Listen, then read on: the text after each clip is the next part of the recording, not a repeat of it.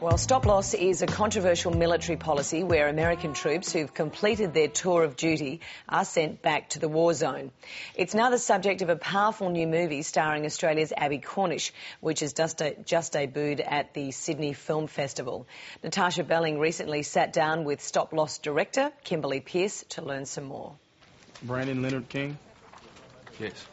Out to the 1st Brigade on the 22nd. This is a mistake. It's all there. You leave on the 22nd, shipping back to Iraq. Subsection 12305, Title 10, by the authority of the President. You've been stop-lossed. Kimberly, the movie is called Stop Loss. I didn't know anything about this whole process or policy. Tell us about what stop loss means. These are people who signed up for all the right reasons, right? They volunteered. They're willing to risk their life and leave their family to defend their home, their country, and their family. And to tell them after 3rd and 4th and now 5th tours, you can't get out, you're being sent back because there is a clause, and actually the clause isn't even being used legally. What is that? What's that? No. Okay, nothing. okay, close. Get this guy out. Okay, good to go. The literal interpretation is, your loss of duty is stopped. Your contract, regardless of whether or not it's expiring, it's extended without your permission, so that you're forced back into combat. Any human being who is sent into a combat zone, whether the war is justified or not, but where you have to learn to kill other human beings, and you see the people that you're closest to maimed and killed, every soldier that I've interviewed, and I've interviewed many, have been forever changed.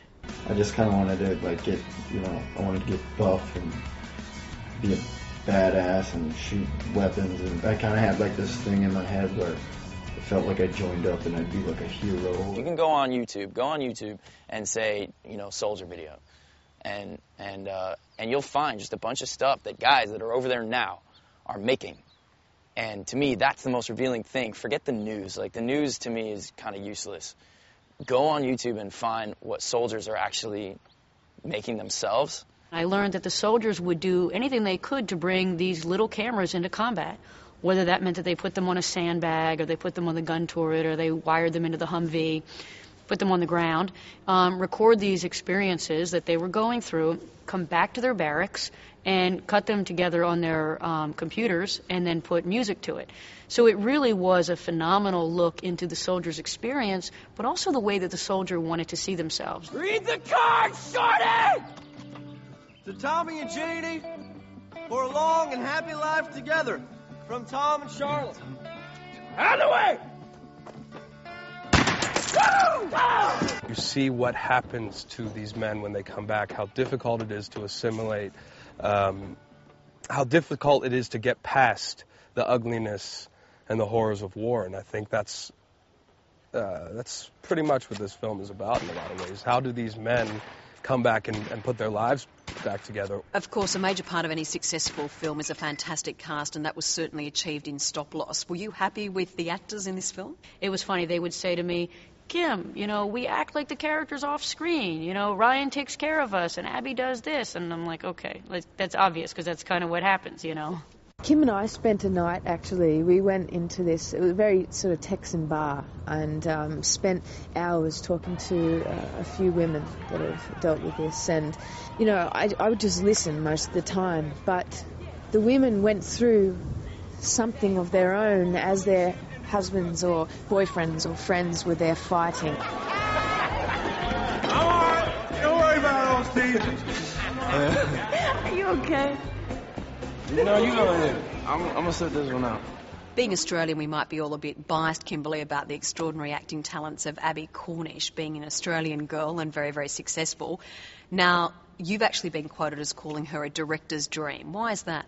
I needed a girl who was both one of the guys, could drink the guys under the table, could keep up with them, could race a car, could pick up a gun and, fire a rifle, fire a pistol, load it, just as good as the boys, but also was a beautiful woman. She's a director's dream because whether she has dialogue or not, whether she's in a scene alone or with many people, she's captivating. She captures your attention. She pulls you in. You can't take your eye off her. You're also really, really keen to work with other Australian actors like Hugh Jackman and Russell Crowe because they're real men. Tell us about that. Sometimes we crave a good old macho boy man.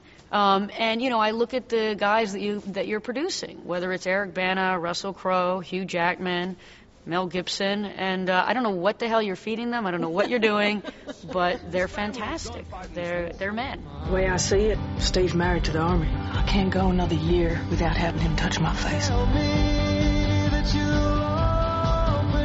Here's your new ID.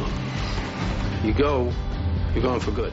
Hopefully you fall in love with the characters, you identify with why they feel it's important for them to defend their country, and for you to see that war is taking a devastating toll on everybody, on the Iraqis certainly, and on the people that are fighting it, and that no war is over there, that every war comes home.